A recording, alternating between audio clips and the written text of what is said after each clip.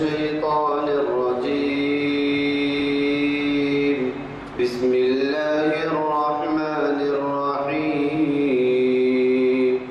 تبارك الذي بيده الملك وهو على كل شيء قدير.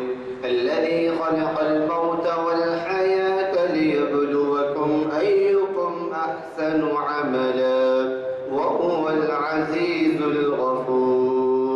الذي خلق 7 سماوات طباقا ما ترى في خلق الرحمن من تفاوت فارجع البصر هل ترى من فطور ثم ارجع البصر كرتين ينقلب إليك البصر خاسئا وهو حسير.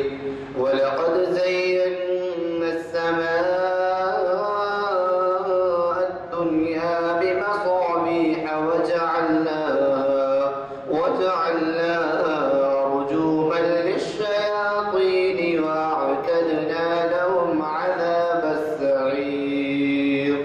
صدق الله العظيم. نماز اثر کی جماعت کے بعد اعلان کیا گیا آج جامع مسجد عالیہ قوم کے کانفرنس ہال میں ہمارا ہفتہ واری پروگرام تاریخ اسلام منعقد ہو رہا ہے اور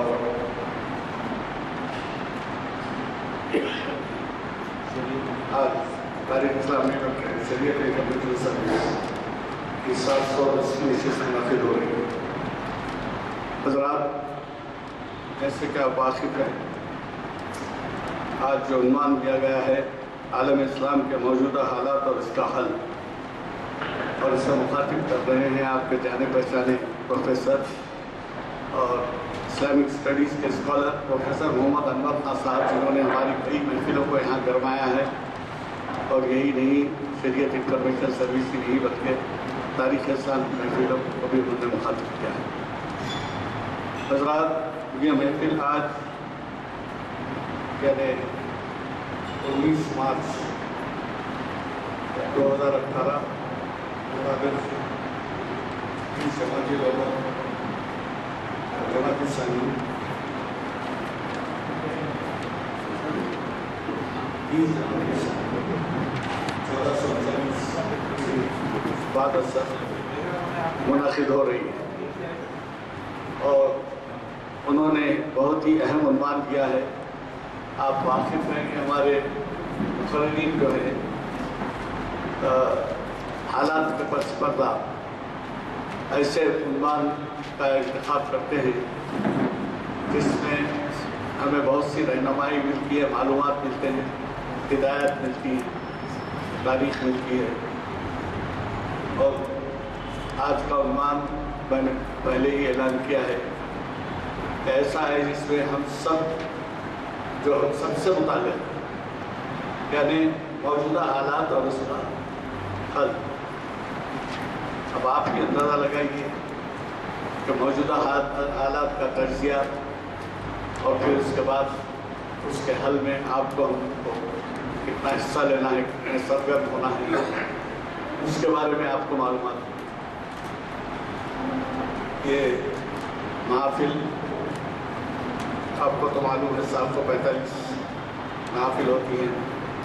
رمضان کے مہینے میں نہیں ہوتی، تہوار آ جائے یا کوئی ناگہانی صورت ہو تو نہیں ہوتی. تو آج کی یہ جو آج کا جو لیکچر ہے 710واں لیکچر.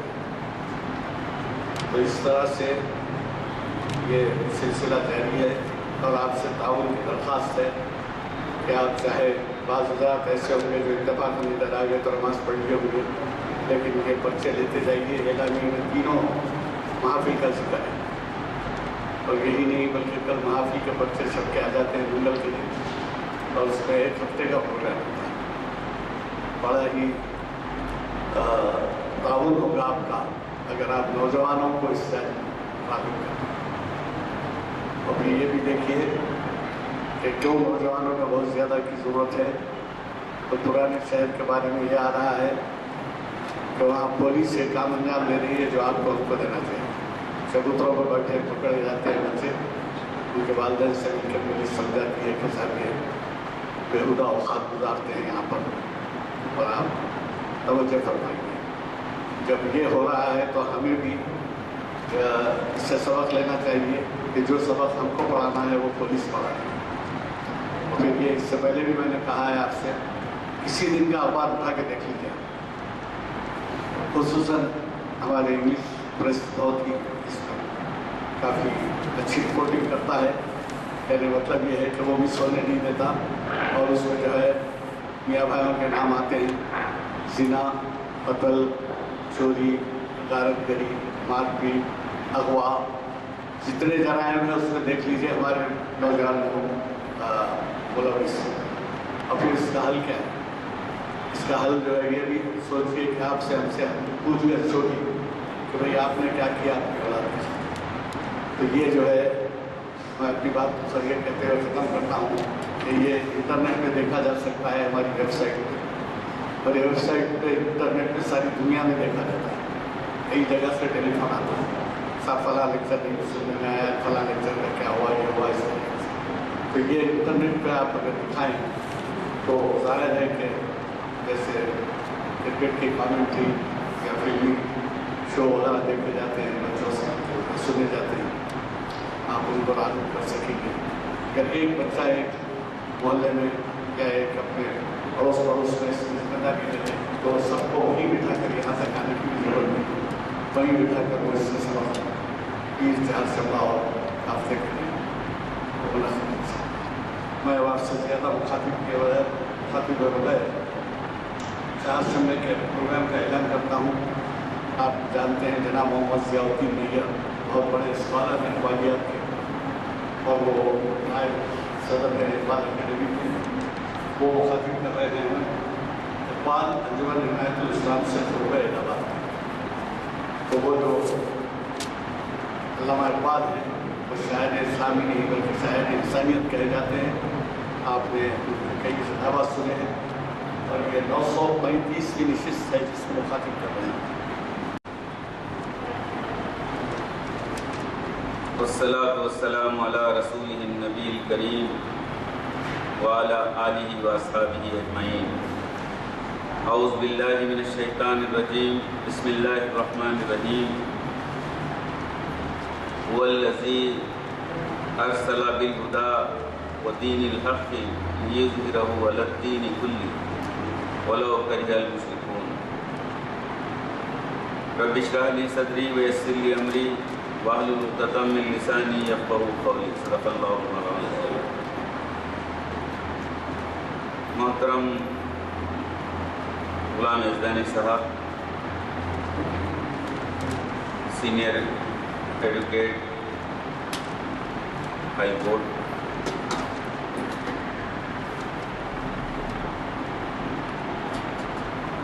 معزز اور محترم حضرات, السلام علیکم ورحمۃ اللہ وبرکاتہ.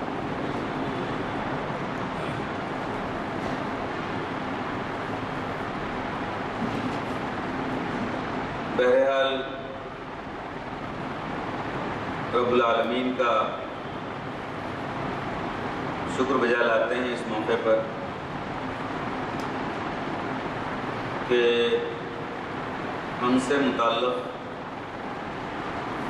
یعنی اسلام سے متعلق, اسلام کے ماننے والوں سے متعلق ساری دنیا میں کیا کیفیت طاری ہے, کوئی ڈھکی چھپی بات نہیں ہے. اوپن سیکرٹ کی طرح جیسے پورا یقین ہے ہم کو کہ صبح ہوگی تو کیا ہوگا, رات آئے گی تو کیا ہوگا, اس طرح حالات ہمارے سامنے ہیں۔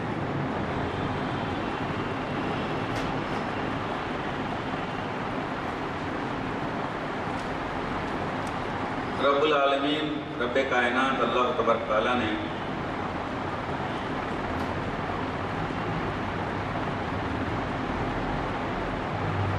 ایک فیصلہ محمد رسول اللہ صلی اللہ علیہ وسلم کو رسول کی حیثیت میں منتخب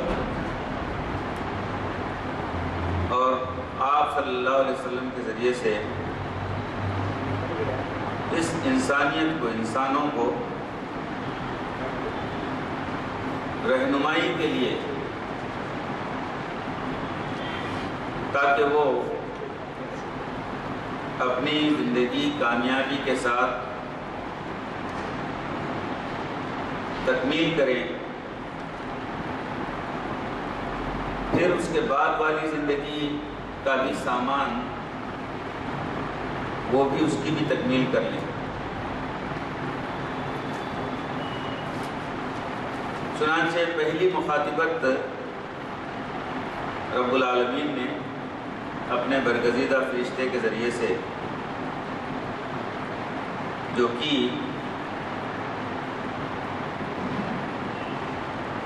قائد عالم سرور عالم محمد رسول اللہ صلی اللہ علیہ وسلم سے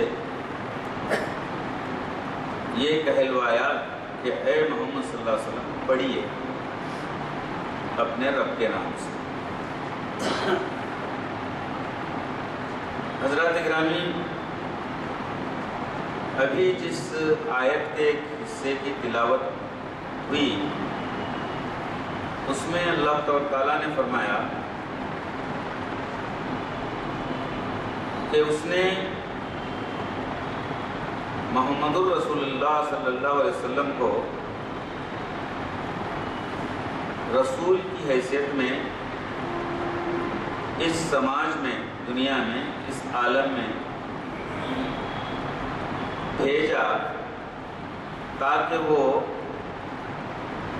اس وقت تک موجود جتنے بھی طریقے آئے زندگی تھے یا جتنے بھی دین تھے، ادیان، ان سب پر دین اسلام کو غالب کر دے، چاہے یہ اس کے مخالفین کو کتنا ہی ناگوار گزرے یا اس کی مخالفت کرنے والوں کو کتنا ہی ناگوار گزرے۔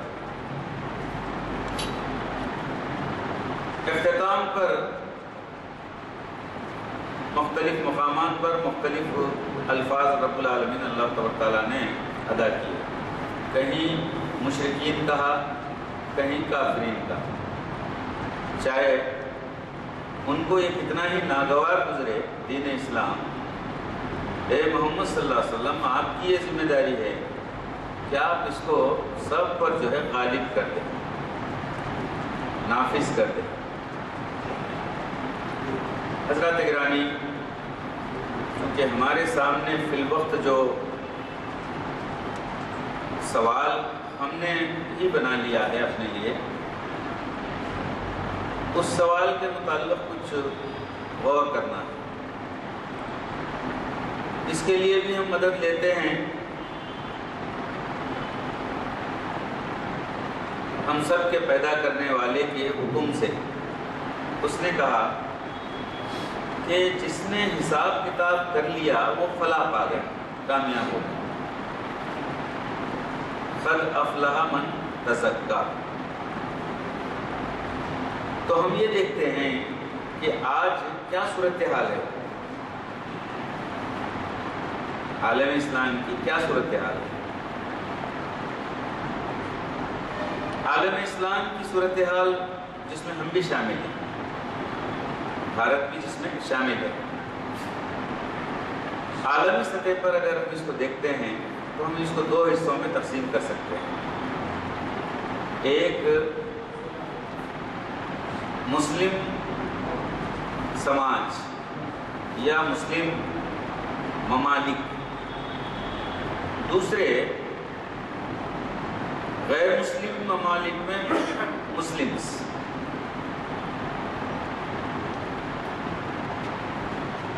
آن دی ہول ان کی کیا صورتحال ہے عالمی سطح پر؟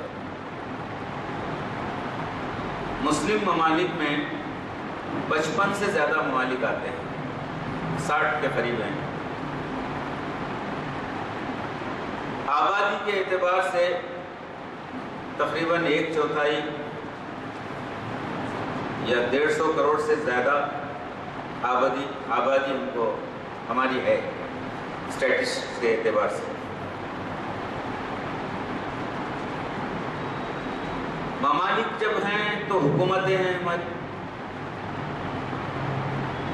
مسلم ممالک ہیں تو مسلم حکومتیں ہیں ہماری، 60 کے قریب حکومتیں ہیں۔ اتنی ہی نمائندگی بین الاقوامی ہمارا جو ادارہ ہے، انٹرنیشنل جو ادارہ ہے، یونائٹڈ نیشنز آرگنائزیشن UNO، اس میں نمائندگی ہماری اتنی ہے، 60 کے قریب ہماری نمائندگی ہے۔ آبادی کم سے کم چند لاکھ، 2-3 لاکھ کی آبادی کے ملک سے لے کر 20 کروڑ کی آبادی والے ملک تک ممالک ہیں، ان 60 ممالک مسلم ممالک۔ اسی طریقے سے غیر مسلم جو اسٹیٹس ہیں، ممالک ہیں، وہاں بھی آپ کو لاکھوں کی آبادی سے لے کر سب سے بڑی آبادی، جیسے خود ہمارا اپنا ملک، مسلم آبادی غیر مسلم ملک میں یا سیکولر ملک میں جو بھی گئی ہے، جیسے اعداد و شمار کے مطابق ہی 20 کروڑ سے زائد جو ہے آبادی آ جاتی ہے ہمارے اپنے ملک۔ اب اس کے بعد ہم دیکھتے ہیں کہ ایک ملک جب ہم کہتے ہیں، وہ احباب جو مملکتی نظام سے واقف ہیں وہ بہتر جانتے ہیں کہ ملک کے عوامل کیا ہوتے ہیں۔ جب ہم ریاست یا مملکت کہتے ہیں تو اس کے اجزاء کیا ہوتے ہیں؟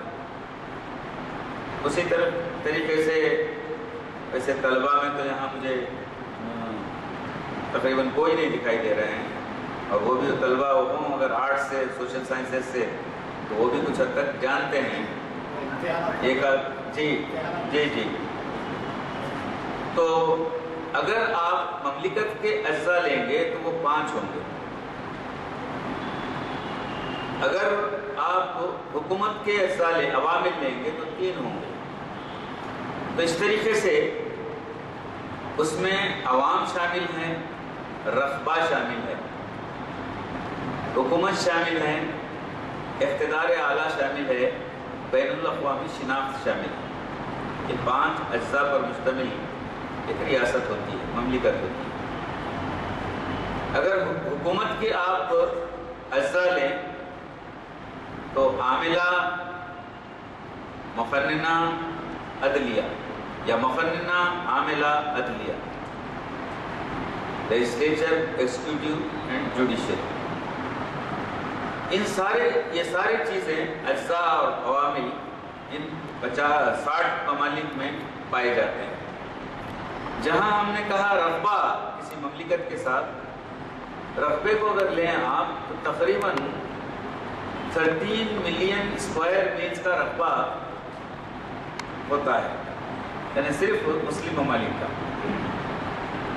یہ ہم تو ظاہر رقبہ کاؤنٹ نہیں کریں گے آپ دوسرے ممالک، 13 ملین یعنی 1,30,00,000 اسکوائر کلومیٹر کا رقبہ آپ کو میسر ہے، 1,30,00,000۔ لیکن 2 گز زمین نہ ظفر کو ملی، نہ 2 گز زمین روہنگیا کو دینے کے لیے کوئی تیار ہے۔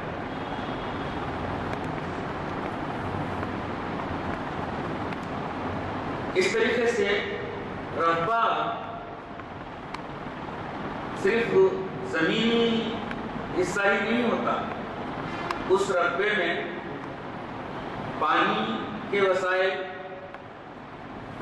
آبی وسائل اور آپ کے خلائی حدود یہ بھی شامل ہو جاتے ہیں۔ چنانچہ آپ نے ابھی حال میں ایک نیوز سے گزری ہوگی آپ کی نظروں سے کہ سعودی عرب نے بھارت کو اپنے جہاز اسرائیل کو گزارنے کی اجازت دی ہے۔ اسرائیل کو جانے کے لیے دوسرے راستے اگر وہ محدود ہو جاتے ہیں وہ روکتے ہیں۔ اس کا مطلب ہے کہ فضائی حدود کی جتنے آپ کے سرحدیں ہیں زمینی، فضا بھی جو ہے آپ کی ہی ہوتی ہے، اس ملک کی ہوتی ہے۔ سعودی عرب نے بہت اچھے دوست کی خاطر ہم کو بھارت کو اجازت دی ہے کہ ہمارے جہاز ویا سعودی عرب اسرائیل کو چلائیں۔ یہ بھی تازہ دم نیوز آئی ہے۔ فضائی حدود، اسی طریقے سے آبی حدود بین الاقوامی قوانین کے مطابق وہ ممالک جو سمندری شور سے گزرتے ہیں جن کی سرحدیں، آبی حصہ بھی ان کا اس سمندر میں کئی ناٹیکل مائل تک ہوتا ہے۔ تو سمندری حدود اس اعتبار سے دریائیں، سمندر، ان 60 ممالک کو بھی تقریباً ممالک کو میسر ہے۔ بڑی بڑی بندرگاہیں اس میں آ جاتی ہیں دنیا کی، یہ ان کو میسر ہے۔ اسی طریقے سے قدرتی وسائل جس کو کہتے ہیں نیچرل ریسورسز، جس میں سب سے پہلے ہماری زبان پہ آتا ہے پیٹرول یا آئل۔ آئل کا دنیا کا جو حصہ ہے اس کا ایک بڑا حصہ ان ممالک میں ملتا ہے، یہاں پر موجود ہے، میسر ہے۔ سونے کے ذخائر ان ممالک میں موجود ہیں۔ اس کے علاوہ بے شمار قیمتی معدنیات ان ممالک میں میسر ہیں۔ یعنی افرادی قوت ہے آپ کے پاس، زمین میسر ہے آپ کو، رقبہ میسر ہے آپ کے لیے، سارے قدرتی وسائل میسر ہیں آپ کے لیے۔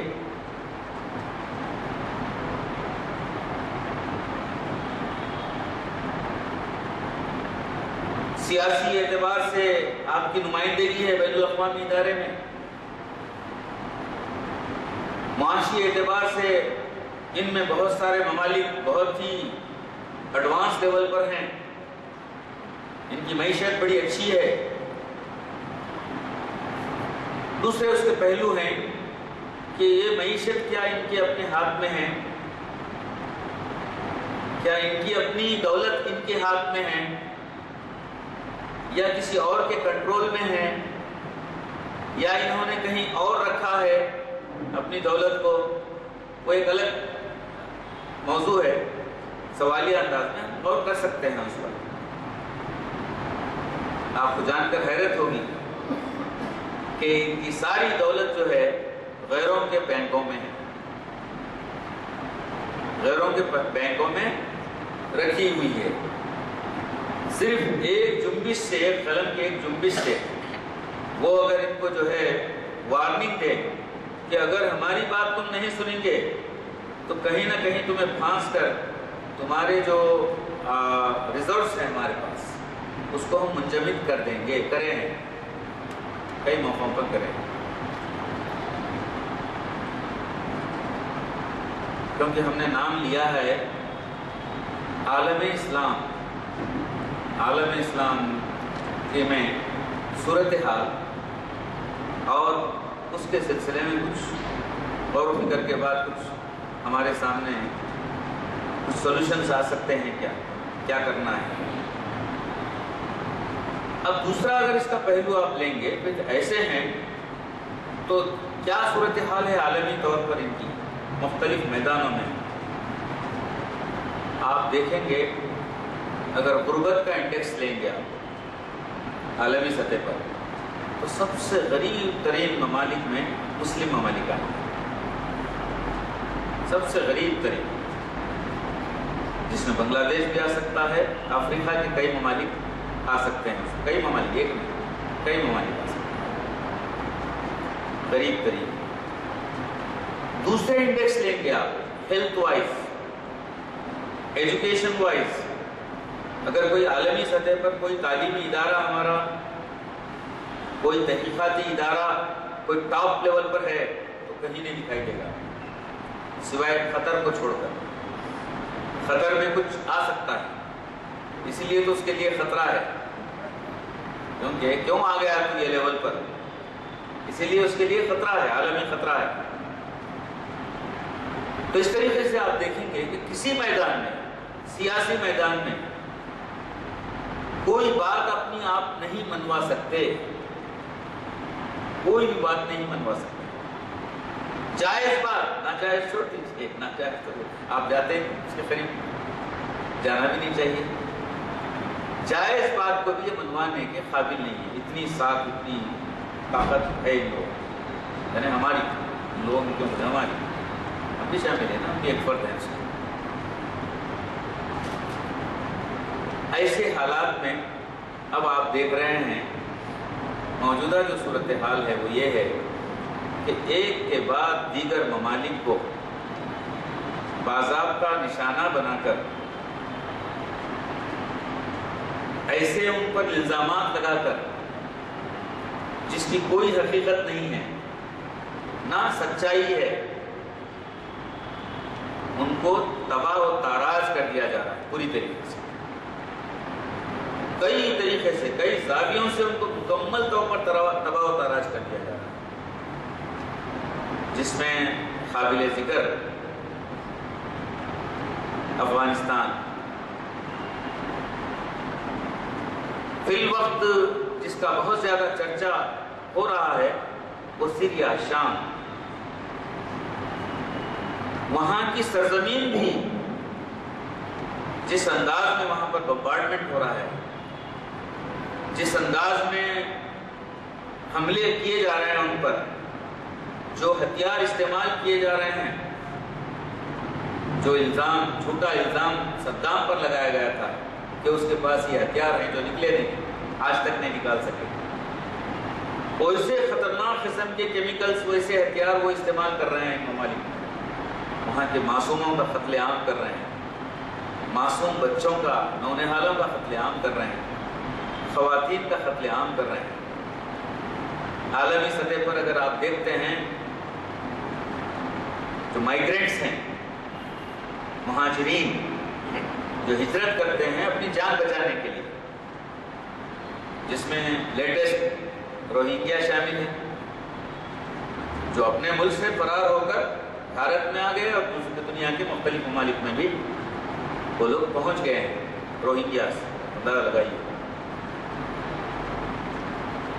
کیا صورتحال ہے ان کی، اور ان کی تعداد اگر لیں گے دنیا میں سب سے زیادہ اگر ہجرت کرنے والے کوئی ہیں، اپنے ملک کو خیرباد کہنے والے، اپنے ملک کو سلام کر کے نکل جانے والے، ان میں بڑی آبادی، دنیا کی 6 کروڑ مہاجرین کی آبادی میں 5 کروڑ سے زیادہ مسلمان ہیں۔ اب کیسے یہ لوگ زندگی بتاتے ہوں گے، کن حالات میں ان کی زندگیاں بیتی ہوں گی، جب اپنے ملک سے نکل کر اپنی جان بچانے کے لیے باہر جاتے ہیں تو کیا کتنی دشواریوں سے جاتے ہیں، اور بہت مشکل سے وہ کسی ملک میں پہنچ پاتے ہیں، پہنچتے ہی دم توڑ دیتے ہیں، دریاؤں میں، ندی کے حوالے، سمندروں کے حوالے، درندوں کے حوالے، فوج کے حوالے، سرحدوں پر مارا جاتا ہے، دیکھا ہوگا آپ نے، عورتوں کو، خواتین کو، بچوں کو بل بلاتے کھڑے ہوتے ہیں کہ اجازت دیں تو وہ لوگ اندر داخل آنے نہیں دیتے۔ اس طریقے سے زندگی کا کوئی میدان ایسا نہیں ہے جہاں پر مسلمانوں کو عالمی سطح پر زخم نہیں پہنچائی جا رہی، اور یہ صرف جو ہے مڈل ایسٹ یا عرب ممالک یا ایشین ممالک ہی نہیں، آپ کہیں بھی جائیے، 79 کے بعد کاؤنٹر ریولوشن روس میں آیا، کاؤنٹر ریولوشن کے بعد پتا چلا دنیا کو کہ وہاں بھی جو ہے 6 چھوٹی چھوٹی مملکتیں ہیں، مسلم مملکتیں ہیں، معاندانہ ان کے ساتھ رویہ شروع ہو گیا۔ دوسروں کو تو آزادی دیتے ہیں آپ، بلکہ آزادی کا جو ہے نعرہ لگاتے ہیں، ہر قسم کا ساتھ دیتے ہیں، لیکن جب انہوں نے اعلان کیا کہ ہم بھی آزاد ہونا چاہتے ہیں، 80 سال سے ہمیں غلام بنا کر رکھا گیا ہے، لیکن ان کو اجازت نہیں دی گئی۔ آخر کار ایسی اجازت ملی کہ ہمیشہ وہ باج گزار غلام بن کے رہیں روس کے۔ اس قسم کی آزادی ہے، وہ آزادی ملی ہے۔ ویسے ہم اس غلط فہمی میں نہ رہیں کہ جتنے ممالک کا ہم نے ذکر کیا ہے یا ہم جانتے ہیں، ذکر کر رہے ہیں، وہ بھی کوئی آزاد نہیں ہے، وہ بھی کوئی آزاد نہیں ہے، کسی اعتبار سے بھی آزاد نہیں ہے۔ اس کے لیے وقت چاہیے، اس کے لیے ایک الگ موضوع بنا کر گفتگو کرنے کی ضرورت ہے۔ اگر آزاد ہوتے تو آج یہ صورتحال ابھی تک جو تجزیہ ہم کر رہے ہیں، وہ صورتحال سے دو چار نہیں ہوتے لوگ اگر آزاد ہوتے، کیونکہ جب تک کہ امریکہ کی اجازت نہ ملے وہ اپنا کوئی کام ڈکلیئر نہیں کر سکتے، کوئی بجٹ ڈکلیئر نہیں کر سکتے۔ جب تک کہ روس کی اجازت نہ ملے، سگنل نہ ملے، کوئی کام یہ لوگ نہیں کر سکتے۔ اسی طریقے سے یوروپین ممالک، کیا یوروپ کو ہم یہ سمجھیں کہ نہیں یوروپ بہت محفوظ مقام ہے، وہاں پر کچھ یہ نہیں ہوا؟ چیچنیا، ہرزیگووینا، بہت سارے ایسے مقامات ہیں، میں بول رہا ہوں نا، کیا حشر کیا انہوں نے، کیسے قتل عام کیا انہوں نے؟ فوج کی جانب سے، ان کی فوج کی جانب سے، ان کی عوام کی جانب سے، دونوں کی جانب سے نشانات بنائے انہوں نے، ایمان والوں کے سینوں پر کراس کے نشانات بنائے انہوں نے۔ یہ صورتحال عالمی سطح پر کہیں بھی آپ دیکھ سکتے ہیں، مسلم ممالک میں بھی دیکھ سکتے ہیں، غیر مسلم ممالک میں بھی مسلمانوں کے ساتھ یہی صورتحال دیکھ سکتے ہیں، مختلف حیثیتوں میں۔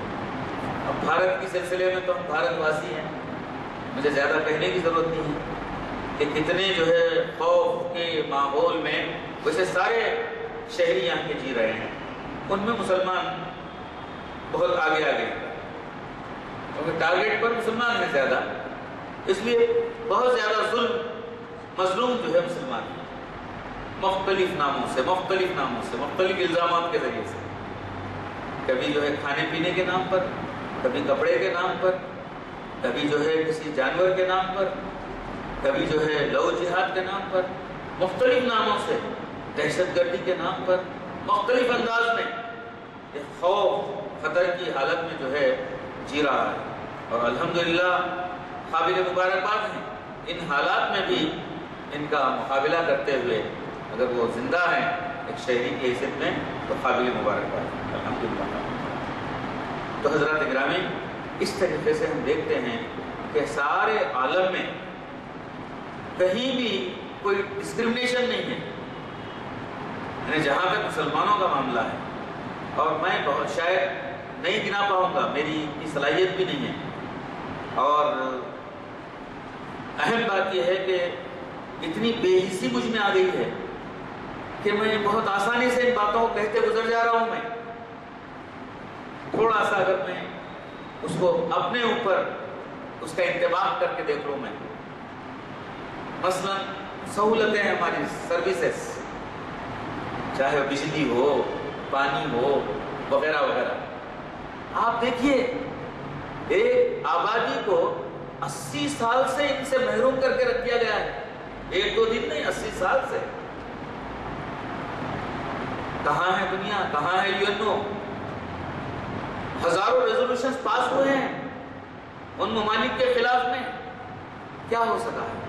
کیا کر سکے ہیں اس مملکت کا جو ناجائز انداز میں، جائز جس کا وطن تھا اس کو بے وطن کرتے ہوئے اپنا وطن انہوں نے قائم کیا، اور ان کی اب کوشش یہ ہے کہ اطراف کے علاقوں کو بھی وہ بھی شامل کر لیں اس میں۔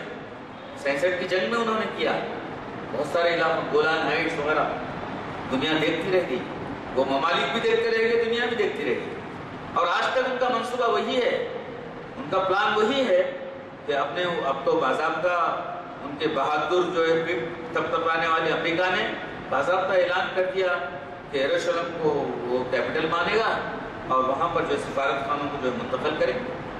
اس نے ڈیٹ بھی دے دی ہے کہ منتقل کریں گے. معمولی قسم کے جو ہے مظالم نہیں ڈھائے جا رہے, ہر قسم کے مظالم جو ہے ایمان والوں کے خلاف میں ڈھائے جا رہے ہیں سارے عالمی سطح. اس سلسلے میں کیوں ایسا ہے, یہ سپورٹ کے لیے اس کو یا ایک تاریخی اعتبار سے کیا یہ پہلی بار ہے؟ اگر اس میں جائیں گے ہم اس تاریخ میں تو ہم دیکھیں گے کہ نہیں, ابتدا سے یہ کیفیت ہے. مختلف اس کی شکلیں الگ الگ ہیں, اس کی حیثیتیں الگ الگ, انداز الگ الگ ہیں. چنانچہ ایک مرتبہ کا واقعہ ہے, اللہ کے رسول صلی اللہ علیہ وسلم مسجد نبوی میں ہیں اور جنگ بدر ہو چکی ہے, جنگ احد ہو چکی ہے, تازہ دم ہے. چھوٹے چھوٹے جو ہے معرکے پیش آتے جا رہے ہیں. ابھی کچھ ہی دنوں میں فاتح مکہ کی حیثیت میں آپ جانے والے ہیں. اس موقع پر صحابہ بھی موجود ہیں. ایسے میں ایک گمبھیر قسم کی کیفیت ہوتی ہے, بہت ہی فکر سے بھرپور ایک قسم کی کیفیت ہوتی ہے. صحابہ سب فکر مند ہیں کہ اللہ کے رسول صلی اللہ علیہ وسلم کچھ کہیں.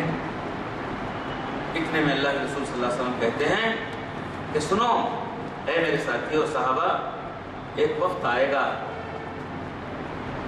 کہ دنیا میں مختلف جو گروہ ہیں انسانوں کے, وہ تم پر ایسے ٹوٹ پڑیں گے جیسے کہ بھوکے لوگ دسترخوان پر ٹوٹ پڑتے ہیں.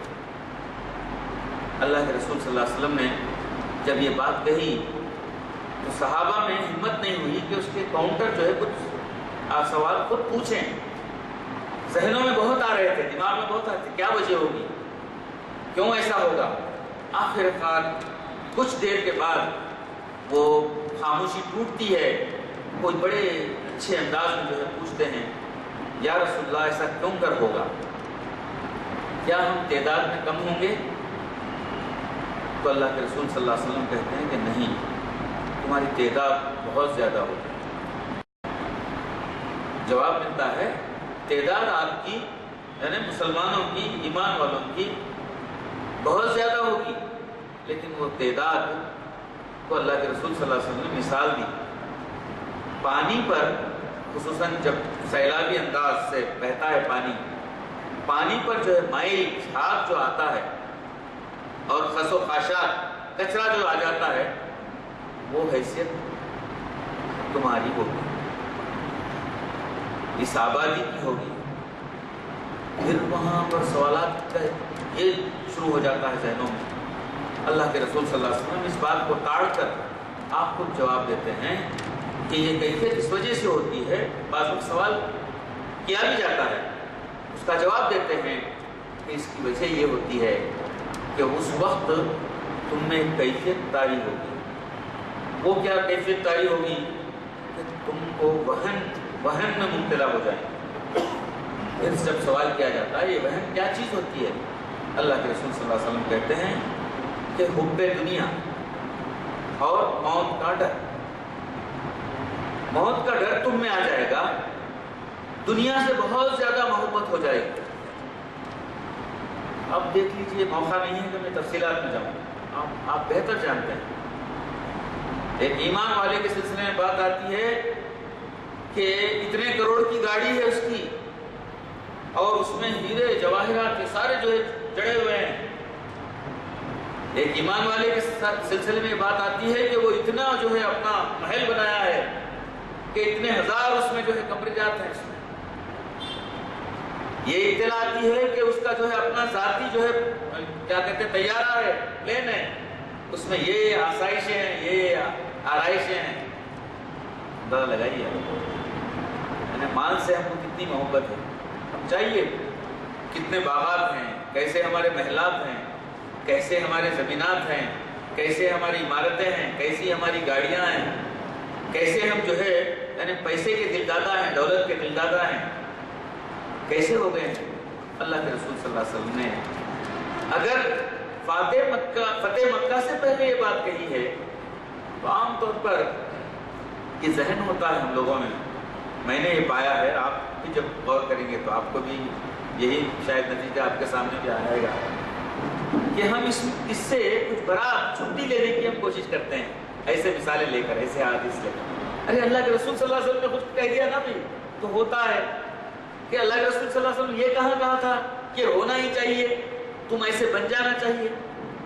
اللہ کے رسول صلی اللہ علیہ وسلم نے آگاہ کیا ہے کہ ایسی کیفیت ہوگی، تو کیا ہم میں اتنی یہ نہیں ہے، شعور نہیں ہے ہم میں کہ ہم ایسی چیز ہونے نہ دیں، اس سے ہم دور رہیں، اس سے بچ کر رہیں، تاکہ ہم خود انفرادی طور پر ہم بہتر رہیں اور جو ہے اپنے سماج کو بھی بہتر بنا سکیں۔